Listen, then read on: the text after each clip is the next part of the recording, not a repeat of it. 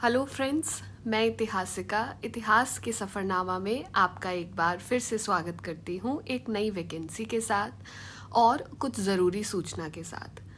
तो जैसा कि आपको अपनी स्क्रीन पर ये नोटिस दिखाई दे रहा है जो कि non collegiate women's education board की तरफ से आया है, जिसे हम इन शॉर्ट एनसी वेब के नाम से जानते हैं। जो दिल्ली एनसीआर के बच्चे होते हैं यानी कि फीमेल्स हैं, उन बच्चों को जो कि हम्बल बैकग्राउंड से हैं और जो रेगुलर पढ़ाई नहीं कर सकते हैं, तो उनके लिए एक अच्छी अपॉर्चुनिटी रहती है कि वो सैटरडे सेंटर्स या संडे सेंटर्स में एनरोल हो करके हफ्ते में कुछ डेट्स पर वो आते हैं जिस दिन उनकी क्लासेस होती हैं और उनको अपनी ग्रेजुएशन की और पोस्ट ग्रेजुएशन की डिग्री मिल जाती है। तो वहाँ पर जो प्रोफेसर्स हायर किए जाते हैं वो गेस्ट बेसिस पर किए जाते हैं, जिनकी हर साल वैकेंसी आती है। सो ये जो गेस्ट लेक्चरशिप है वो इस बार फिर से और बहुत टाइम से आ गई है, ज़्यादा इंतज़ार नहीं करना पड़ा है क्योंकि अभी तो सेकेंड सेमेस्टर की क्लासेस भी ऑनगोइंग हैं अभी एनसी वेब के सेंटर्स में। सो अब guest faculty at 26 under graduate and 1 post graduate teaching centres पर वैकेंसी आई है। एकेडमिक सेशन जैसा कि आप यहाँ देख रहे हैं 2025 से 26 है। लास्ट डेट जो इसकी है, जो हमारे लिए बहुत इम्पॉर्टेंट रहेगी, वो है 10th ऑफ जून। 10th जून तक आप जो है फॉर्म भर सकते हैं या फिर after 21 days from the date of publication. तो ये जो पब्लिकेशन है ये कब हुआ है, this has come on 21st of May. ये जो नोटिस है ये 21st मई को आया है और आज आपको इसकी सूचना मेरे द्वारा दी जा रही है। तो इसके लिए हमें क्या करना है और क्या प्रोसेस होता है, देखो जैसे मैंने यहाँ समझाया कि ये गेस्ट पर लेक्चरर्स हायर किए जाते हैं।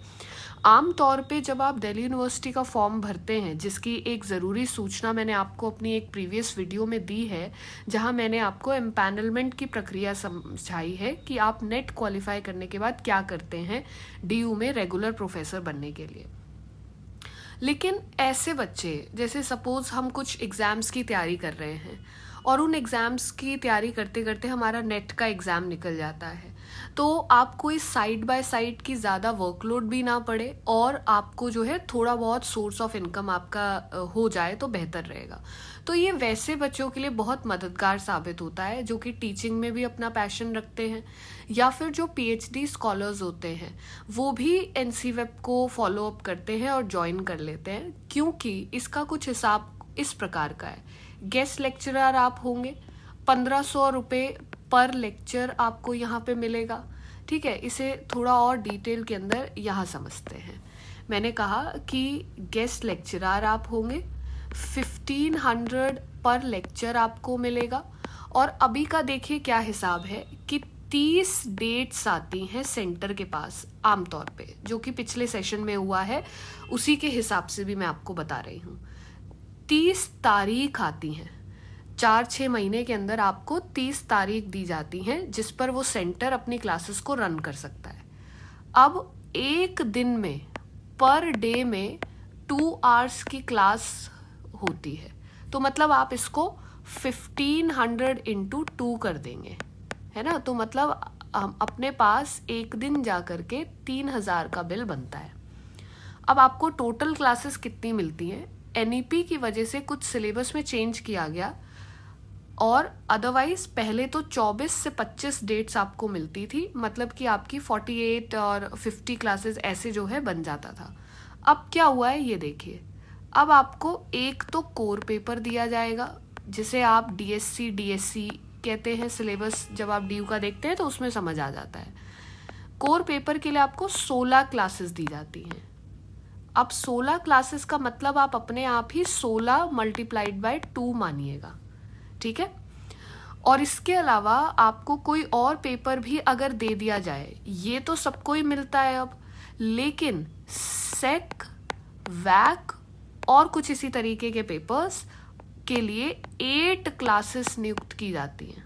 अब आप इन 8 क्लासेस को भी 2 से मल्टीप्लाई कर दीजिएगा, तो ऐसा करके आपकी टोटल क्लासेस बनती हैं। ये तो सभी को मिल रहा है 16 क्लासेस, 8 क्लासेस सेंटर जो है कुछ कुछ टीचर्स को देता है, क्योंकि ये वाले पेपर्स कम हैं।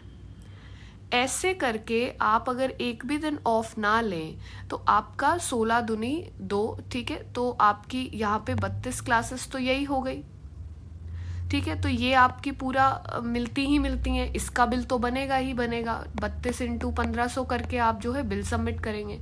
अगर आप लकी रहे तो आपको ये 16 क्लासेस भी मिल जाती हैं, फिर आप इसका भी बिल बनाते हैं 16 मल्टीप्लाइड बाय 1500, ठीक है। तो टोटल आपको यहाँ पर 32 प्लस 16 48 क्लासेस मिलने की संभावना होती है इन 30 दिन में।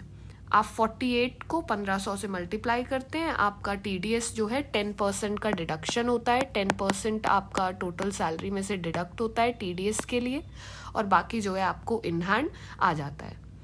इसमें काफ़ी समय भी लगता है बिल को प्रोसेस होने में, बट स्टिल मैं वही कहूँगी, क्योंकि इसमें कोई एक्सपीरियंस नहीं चाहिए, कोई भी इसके अंदर एक्सपीरियंस की आवश्यकता नहीं है, और इवन कोई इंटरव्यू भी नहीं होता है इसमें। ऑलमोस्ट सभी को ये जो पोजीशन है ये दे दी जाती है, कोई ना कोई कॉलेज आपको अलॉट कर दिया जाता है, जहाँ पर जा कर के वो लोग आपको टाइम टेबल दे देते हैं, ग्रुप में ऐड कर देते हैं, और आगे आप जो है क्लासेस लेना शुरू कर सकते हैं। तो कोई इंटरव्यू नहीं है, कोई एक्सपीरियंस नहीं चाहिए, तो फिर कैसे हम पहले पहले आकर के सेंटर ले लें। इसमें भलाई आपकी तब है कि आप लास्ट डेट का इंतज़ार मत करिए, आप इसको ऐसा मानिए कि हम फर्स्ट कम फर्स्ट पे चल रहे हैं, जो पहले आया उसको अलॉट होता चला जाएगा। तो आपको ये अप्लाई कैसे करना है, इसका लिंक और ये नोटिस आपको मेरे टेलीग्राम इतिहास का सफ़रनामा जब आप ज्वाइन करते हैं, ऐसी ज़रूरी सूचनाएं, नोटिसेस और फॉर्म का लिंक भी आप मेरे उस ग्रुप से ले सकते हैं। अगर ये सूचना आपको अच्छी लगी हो और आपके काम की लगी हो तो आप कमेंट के माध्यम से बता सकते हैं कि आपका सब्जेक्ट क्या है, और आगे भी क्या आप इसी तरीके के प्रोसेस को जानना और समझना चाहते हैं कि नहीं। और इसके लिए आपको मेरे चैनल को सब्सक्राइब कर लेना है, ताकि आपके पास नोटिफिकेशंस आती रहें, आप वीडियोस से रूबरू होते रहें। एक दफ़ा मैं आपको फॉर्म की बात करते हैं, तो हमारा ये जो फॉर्म है ये कुछ इस प्रकार का दिखेगा। forms.du.ac.in पे जाके आप ये फॉर्म एक्सेस कर सकते हैं, और जब आप इस फॉर्म को देख रहे हैं तो ये कुछ आपसे इस तरीके की बातें पूछेगा कि आपको किसके लिए अप्लाई करना है, देन आपका नाम, आपकी बाकी सारी डिटेल्स, कैटेगरी अगर है आपकी OBC SC ST तो आप करंट फाइनेंशियल ईयर का जो है अपलोड करिएगा सर्टिफिकेट, जो कि अप्रैल 2024 के बाद का होना चाहिए। और जो आपका इस बार लिख करके इन्होंने दिया है कि करस्पॉन्डेंस एड्रेस आपके ID प्रूफ में जो लिखा हुआ है आप वही दीजिए, उसी से मैच करना चाहिए, ठीक है। फिर ये आपकी पोस्ट ग्रेजुएशन MPhil है तो MPhil का डिटेल्स, PhD का डिटेल्स, कोई आप स्कॉलरशिप तो नहीं ले रहे हैं, नेट का सर्टिफिकेट, एडहॉक पैनल की कैटेगरी, तो ये उन सभी के लिए ये फॉर्म ज़रूरी है जो ऑलरेडी एम्पैनल्ड हैं, वही ये फॉर्म भर सकते हैं, बाकी नहीं।